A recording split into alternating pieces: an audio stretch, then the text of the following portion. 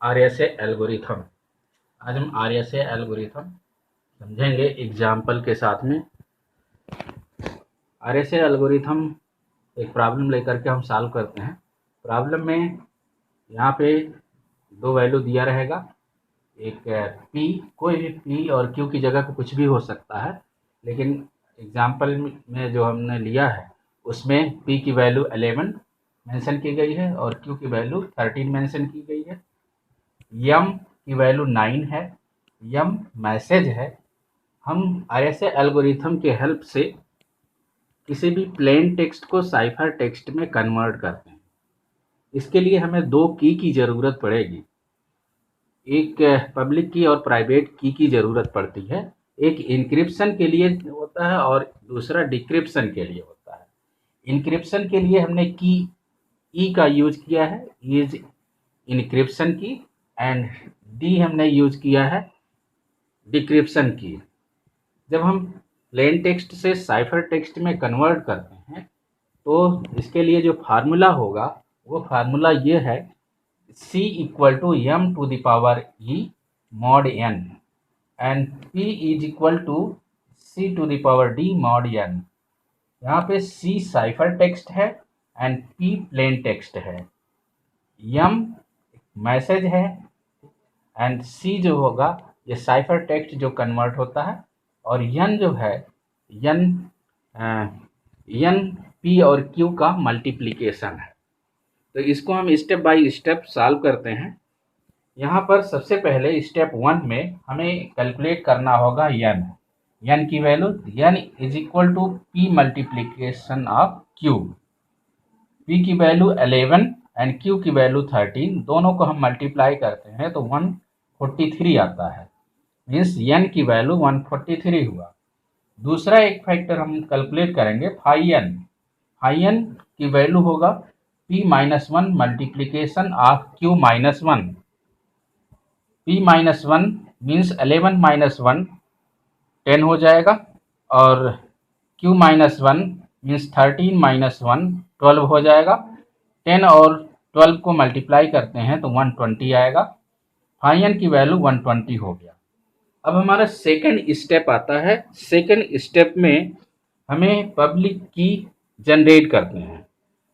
Second step की generation का है, जिसमें हम पब्लिक की ई जनरेट करेंगे और एक जो है प्राइवेट की डी जनरेट करेंगे।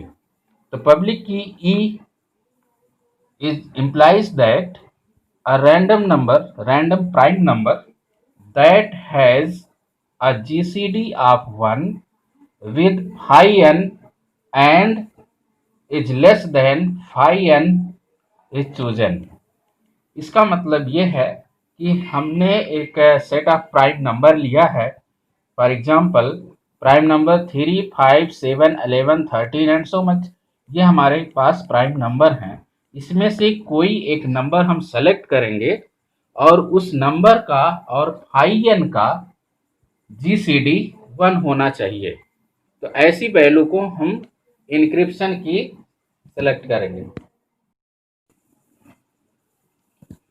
अब हम इसमें से एक एक वैल्यू को चेक कर लेते हैं कि उस वैल्यू पर GCD of that prime number and phi N is equal to 1 होता है कि नहीं होता, इसको चेक करते हैं। इसमें से हमने 3 को सेलेक्ट किया। सबसे पहले 3 का हम जीसीडी कैलकुलेट करेंगे। GCD of 3 of phi N, इसका मतलब है जीसीडी ऑफ 3 कामा 120।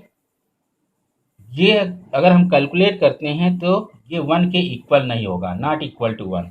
इसलिए हम 3 को हम प्राइवेट की ई के रूप में नहीं लेंगे। अब हम 5 को सेलेक्ट करते हैं तो GCD of 5 and 120 not equal to 1, ये भी कैलकुलेट होता है।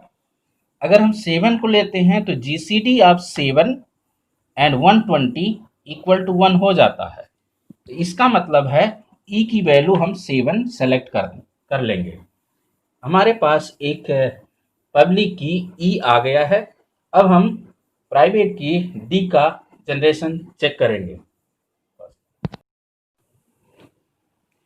की जनरेशन में हमने ई को पब्लिक की ई को कैलकुलेट किया। ई का कैसे कैलकुलेट किया इसको हमने देखा अभी। अब हम देखते हैं कि की जनरेशन में वैल्यू ऑफ डी कैसे हम डिक्रिप्शन के लिए कैसे की जनरेट करेंगे। डिक्रिप्शन के लिए डिक्रिप्शन की डी को हमें जनरेट करना है। इसके लिए हम डिफाइन करेंगे D is the inverse of 7, that is the value of E 7 with phi n. This can be done by extended Euclidean algorithm. Extended Euclidean algorithm एक होता है जिसके हेल्प से हम डी की वैल्यू को जनरेट करेंगे, डिक्रिप्शन की जनरेट करेंगे। एक्सटेंडेड यूक्लिडियन एल्गोरिथम क्या है? एल्गोरिथम में हम नहीं जा रहे हैं, हम इसका एग्जाम्पल दूसरे वीडियो में बनाए हुए हैं जो कि डिस्क्रिप्शन में मेंशन किया गया है। आप उसको पहले देख लें, उसके बाद आप एक्सटेंडेड यूक्लिडियन एल्गोरिथम का यूज आप कर सकते हैं। इसमें after calculation of extended Euclidean algorithm for D, we get the value of D equal to 103. We can verify it by E multiplication of D equal to 1 mod phi n. यहाँ पर E की value 7 है, D की value 103 है। ये calculate करेंगे 121 आएगा। Mod phi N की वैल्यू हमने कैलकुलेट किया है। फाई एन की वैल्यू होता है P माइनस 1 Q माइनस 1, जहाँ पे P और Q की वैल्यू 11 और 13 है, तो यहाँ पर फाई एन की वैल्यू 120 आ जाएगा। यहाँ पर 120 हमने मेंशन किया।